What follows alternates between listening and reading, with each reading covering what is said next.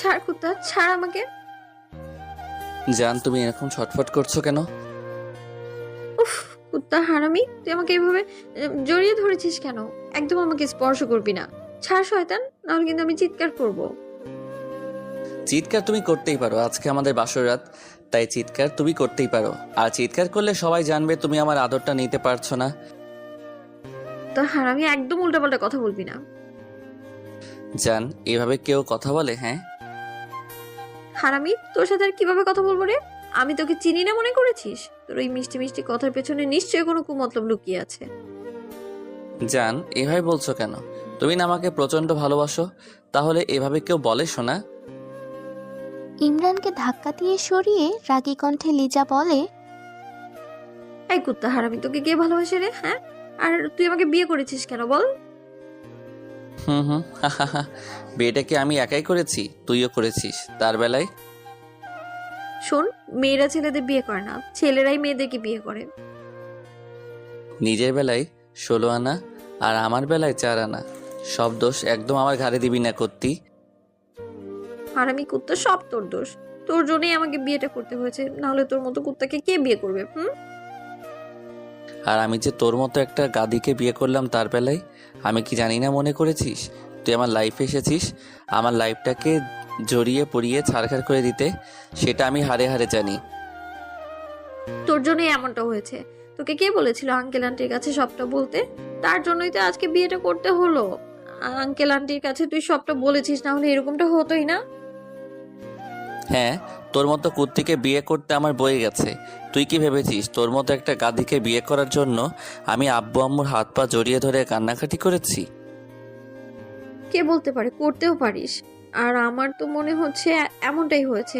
নাহলে uncle aunty এইভাবে হঠাৎ করে গিয়ে আব্বু আম্মুকে সবটা বলতো না, আর আমাদের বিয়েটাও আজকে হতো না।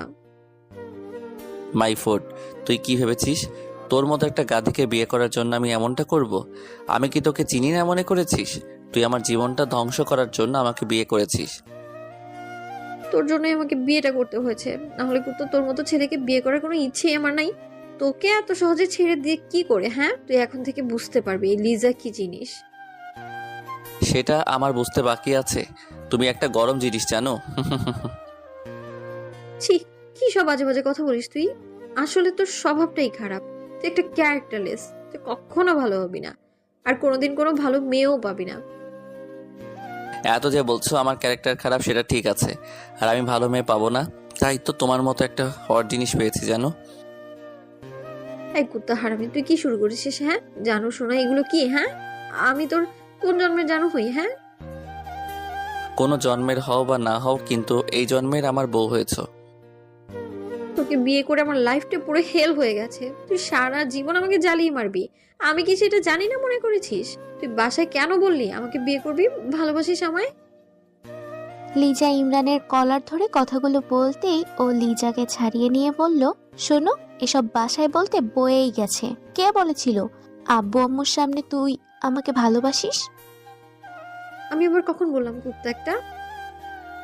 একদম সাধু সাজার চেষ্টা করবি না। তুই কি মনে করেছিস আমি কিছুই জানি না? আব্বু আম্মু আমাকে সবটাই বলেছে। তুমি নাকি সেদিন ফোন দিয়ে আব্বু আম্মুকে বলেছিস তুই আমার গার্লফ্রেন্ড, আমাকে ভালোবাসিস, আমাকে ছাড়া থাকতে পারবি না। বাসা থেকে তোর বিয়ে ঠিক করে দিয়েছে। তুই যদি আমাকে না পাস সুইসাইড করবি। এই করতি, এগুলো কে বলেছিল? আমি নাকি তুই? তোকে কে বলতে বলেছে তোর মতো একটা গাধি আমার গার্লফ্রেন্ড? আমি তো একটু মজা করছিলাম, কিন্তু আমি জানতাম না কি এরকম কিছু হয়ে যাবে। আঙ্কেল আন্টি সবটা সিরিয়াস ভাবে নেবে। তুই আমাকে বারবার গাধি বলছিস। আমি গাধি হলে তুই একটা হনুমান। মজা করেছো তাই না? জানো, এখন মজা করো। মজাটা জায়গা বুঝে, সিচুয়েশন বুঝে করতে হয়। তুমি সেটাও জানো না। তুমি জানো আব্বু আম্মু কতটা সিরিয়াস, আর তুমি এই বিষয়টা নিয়ে মজা করলে। এখন দেখো, বিয়েটা করে নিতে হয়েছে। যাক, সামনে শীত আসছে, বিয়েটা করে নিয়েছি, এবার বউকে জড়িয়ে ধরে শান্তিতে ঘুমাতে পারবো। মানে? এত মানে বুঝতে হবে না, কাছে আসো বেবি, তোমাকে আদর করি। হারামি কুত্তা, তোর আদর নিতে আমার বই গেছে। একদম আমার কাছে আসবি না, তাহলে কিন্তু আমি সত্যি চিৎকার করব। বিয়েটা করেছে কি দূরে থাকার জন্য নাকি? হ্যাঁ, কাছে আসো, আদর করি। আর তুমি তো এটাই চেয়েছিলে, তাই না? তুমি আমার থেকে আদর চাও বলে, আমাকে ভালোবাসো বলে, নিজের করে পেতে চাও, তাই এরকম একটা নাটক করেছিলে। তাহলে এখন দূরে থাকবে কেন? আসো, কাছে আসো।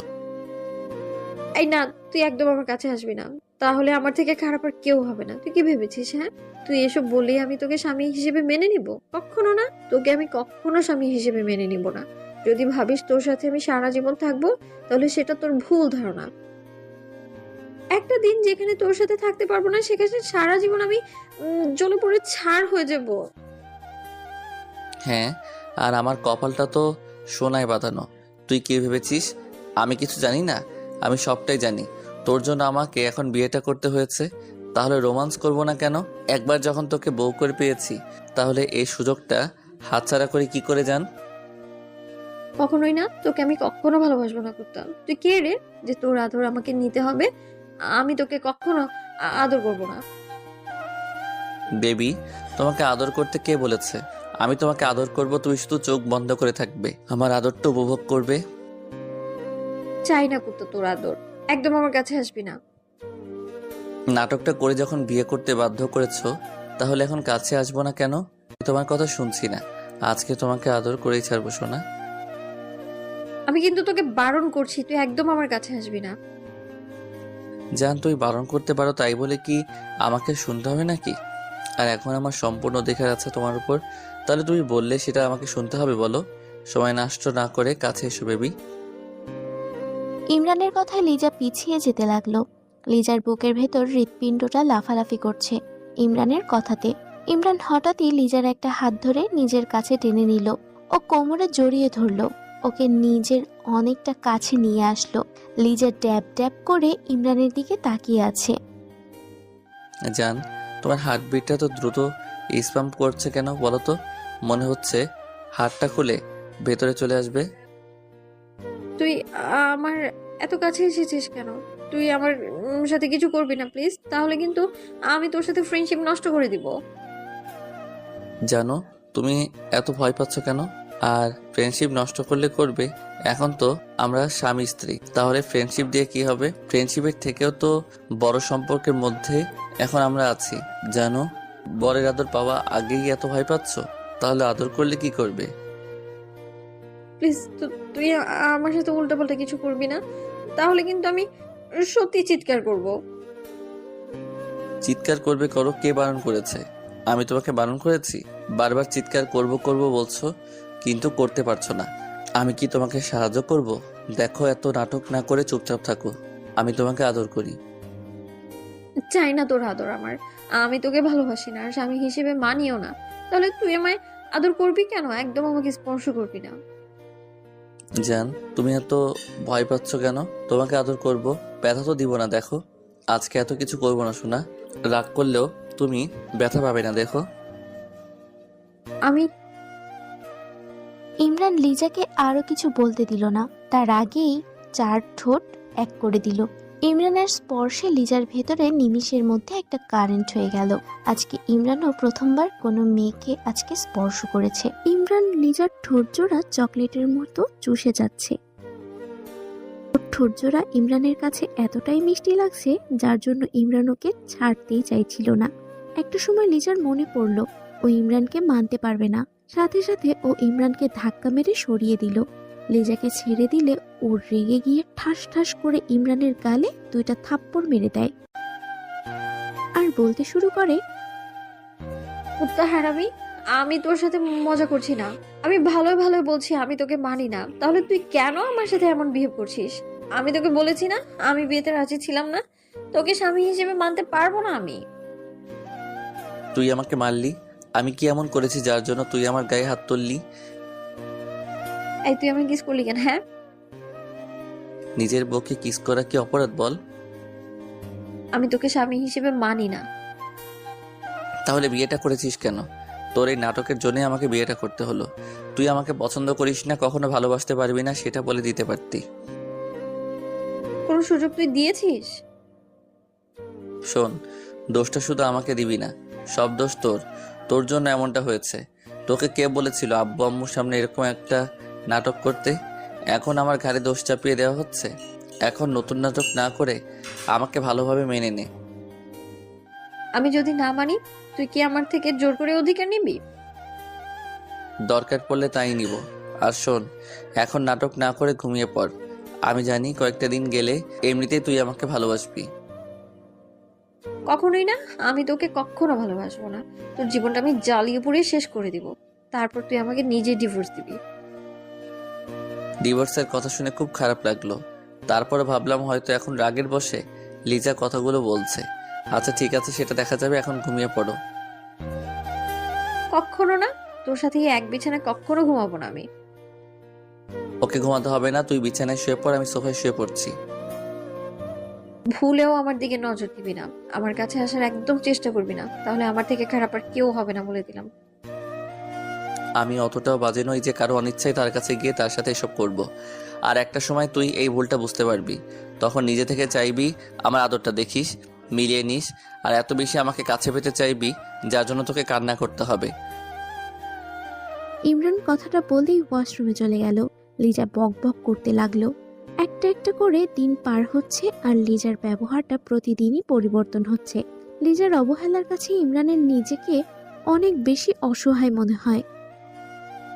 ফ্রেন্ডশিপ থাকাকালীন অবস্থাতে ওদের মাঝে যতটুকু আন্ডারস্ট্যান্ডিং আর বন্ডিং ছিল, এখন তার থেকে দ্বিগুণ খারাপ ব্যবহার ইমরান লিজার থেকে পাচ্ছে।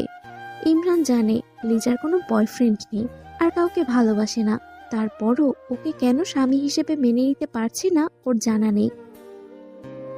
প্রত্যেকদিন লিজা আব্বু আম্মুর কাছে ইমরানকে বকা খাওয়ায়, নানাভাবে ছোট করে। ইমরান তাতেও মন খারাপ করে না, ভাবে হয়তো একটা সময় লিজা ওকে ভালোবাসবে। কিন্তু লিজার ব্যবহারটা দিন দিন অসহ্যকর হয়ে পড়ছে। একটা মাসেই ও ইমরানের জীবনটা পুরো বিষিয়ে তুলেছে। ইমরান লিজাকে বারবার জিজ্ঞেস করছিল ও কি চায়, তখন লিজা বলে, তুই বুঝিস না আমি কি চাই? আমি তোর থেকে ডিভোর্স চাই। অনেক বেশি ঘৃণা করো আমাকে। যদি আমাদের বিয়েটা না হতো তাহলে এভাবে সম্পর্কটা নষ্ট করতে না, তাই না? লিজা কথাটা বলাতেই ইমরান একটু হাসার চেষ্টা করলো। ও আর কোনো কথা বলছে না, ওর মুখে কোনো কথা নেই, তাই বলতে লাগলো, তুই চলে যেতে চাইলে তো আর আটকে রাখতে পারবো না। আচ্ছা ঠিক আছে, তুই চিন্তা করিস না। তুই চাইলে বাসায় চলে যেতে পারিস। 6টা মাস পর তুই ডিভোর্স পেয়ে যাবি। আমারই ভুল ছিল, আমি সবটা না জেনেই তোকে বিয়ে করে নিয়েছিলাম। আমার বোঝা উচিত ছিল তোর মধ্যে একটা রাগী মেয়ে কাউকে কখনো ভালোবাসতে পারে না। অন্তত আমাকে তো নয়, শুধু বন্ধুত্বের জন্য তুই আমার সাথে কথা বলিস, না হলে আমাকে এত বেশি ঘৃণা করিস। সেটা আমাদের বিয়ে না হলে আমি বুঝতে পারতাম না। 15টা দিন এভাবেই কেটে গেল। এই দিনগুলো লিজা খেয়াল করেছে ইমরান ওর সাথে একটুও কথা বলেনি আর চেষ্টাও করেনি। লিজা যতবারই ইমরানের সাথে কথা বলার চেষ্টা করেছে, ইমরান বারবার ওকে এড়িয়ে গেছে। এই বিষয়টা লিজা মেনে নিতে পারছিল না। প্রতিদিনে আজকেও ইমরান অফিস শেষ করে বাসায় আসে, দেখে লিজা রুমে নেই। ও ফ্রেশ হয়ে বেলকনিতে দাঁড়াতেই একটা ফোন আসে। রিসিভ করতেই ওপাশ থেকে কিছু একটা বললে ইমরান বলে, কি করব বল, মন খারাপটা এমনিতেই হয়ে যায়। কাউকে খুব বেশি ভালোবাসি তো, তাই সবসময় হারানোর ভয় থাকি। আচ্ছা একটা কথা বলতো, ভালোবাসলে কি অনেক কষ্ট পেতে হয়? আমিও না কাউকে ভালোবাসতে চাইনি, কিন্তু আব্বু আম্মুর কথাতে বিয়েটা করতে হয়েছিল। কয়েকটা দিন ওকে এত বেশি ভালোবেসে ফেলছি, যার জন্য মনে হয় কখনো ওকে ভুলতে পারবো না। তুই বল, আমি ওকে ছাড়া কি করে থাকবো? লিজা বুঝতে পারছিল ইমরান কতটা কষ্ট পাচ্ছে ভেতরে ভেতরে।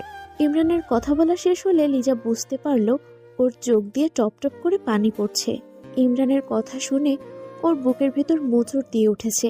আজকে বারবার মনে হচ্ছিল এই মানুষটাকে ছেড়ে গেলে জীবনের সবচেয়ে বড় ভুলটা করবে। লিজা বেলকনিতে গিয়েই ইমরানকে পেছন থেকে জড়িয়ে ধরল। লিজার কর্মকাণ্ডে ইমরান ওকে ছাড়িয়ে নিয়ে ওর দিকে ঘুরে বলে, এভাবে জড়িয়ে ধরলি যে? ইমরান, আমায় মাফ করে দাও প্লিজ। আমি তোমার ভালোবাসাটা বুঝতে পারিনি। আমার ভুল হয়ে গেছে। আমি কখনো তোমার থেকে দূরে সরে যেতে চাইবো না প্লিজ। এখন থেকে তোমার মতো করেই তোমায় ভালোবাসার চেষ্টা করব। মানে? ইমরান, আমি শুনতে পেয়েছি তুমি আমায় কতটা ভালোবাসো। আর এই কয়েকটা দিনে তুমি কতটা কষ্ট পেয়েছো, প্লিজ আমায় মাফ করে দাও। আর এরকম ভুল করব না, দেখো। কি হয়েছে বলো তো, তোর এইভাবে কথা বলছিস কেন? এতদিন আমি একটা রাগ করে তোমার কাছে বারবার ডিভোর্স চেয়েছি, কিন্তু আজকে বুঝতে পেরেছি তুমি আমাকে কতটা ভালোবাসো। প্লিজ আমার কথায় রাগ করে থেকো না, আমাকে এভাবে কষ্ট দিও না। আমি আর তোমার থেকে দূরে সরে যেতে চাইবো না। একটাবার বুকে জড়িয়ে নাও আমায়। লিজা কথাটা বলে ফুপাতে লাগলো। ইমরান কথা বলছে না, তাই লিজা ওর পা ধরে মাফ চাইতে গেলে ইমরান ওকে বুকের সাথে শক্ত করে জড়িয়ে নিল। আর কখনো ছেড়ে যাওয়ার কথা বলবে না তো? ভুলেও না প্লিজ, আমায় মাফ করে দাও প্লিজ। আমি তোমার সব কষ্ট ভুলে গেছি যখন তুমি বলেছো আমাকে ভালোবাসো, আমাকে ছেড়ে যাবে না। আই লাভ ইউ পাগলি। Love you too. আমাদের ভিডিওটি কেমন লেগেছে তা কমেন্ট করে জানাতে ভুলবেন না। আর ভিডিওটি যদি ভালো লেগে থাকে তাহলে একটি লাইক করুন আর সাবস্ক্রাইব করে আমাদের পাশেই থাকুন। ধন্যবাদ সবাইকে আমাদের পাশে থাকার জন্য। আল্লাহ হাফেজ।